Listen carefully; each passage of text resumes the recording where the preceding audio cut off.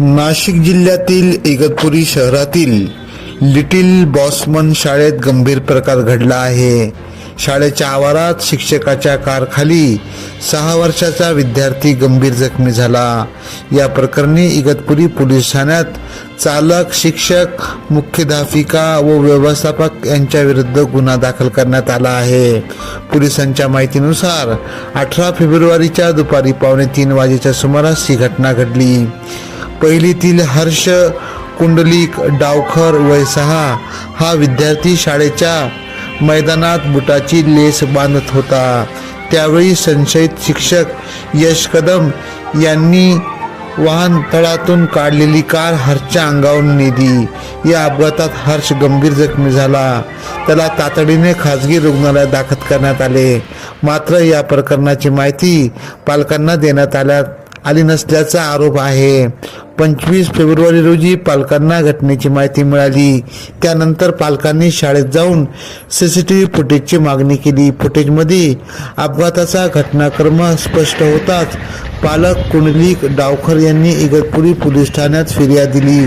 त्यानुसार शिक्षक यश कदम, मुख्याध्यापिका सुमिस्ता मंत्री, शालेय व्यवस्थापक तथा मुख्याध्यापिकांचे पती जगदीश उर्फ पप्पू मंत्री या संशयिताविरुद्ध गुन्हा दाखल करण्यात आला आहे।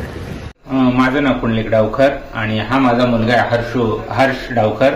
याचं आहे ना शिक्षण सध्या लिटल ब्लॉसम शाळेत चालू आहे। त्याला आहे ना 18 तारखेच्या रोजी आहे ना त्याच्या शाळेत ऍक्सिडेंट झालेला आहे। यश कदम सरांनी ना त्यांना निष्काळजीपणामुळे ना त्यांच्या गाडीने त्याला समोर उडवलेलं आहे आणि पळून गेलेला आहे शाळेतून। आणि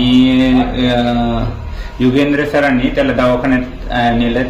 त्याच्या उपचाराला आम्हाला हेल्प केली। आम्हाला फोन केला अनुप मॅडमनी आणि आम्हाला प्रिन्सिपल मार्फत खोटी माहिती भेटली का काही